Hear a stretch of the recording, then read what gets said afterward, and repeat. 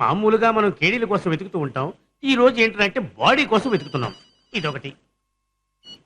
Hello, loose గాడు ఉన్నాడా? ఆ ఉన్నారు సార్, మీకే ఫోన్. ఎవరు?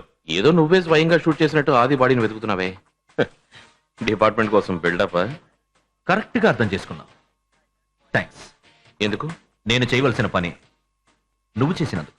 ఏమంటున్నావు? ఆదిని వాడి మనుషుల్ని నేనే చంపానని డిపార్ట్మెంట్ నాకు ప్రమోషన్ ఇవ్వాలనుకుంటోంది. నువ్వు వాడిని చంపకుండా ఉండుంటే నేనే వాడి నడి రోడ్డు మీద కాల్చి చంపేవాడిని. ఎందుకో తెలుసా?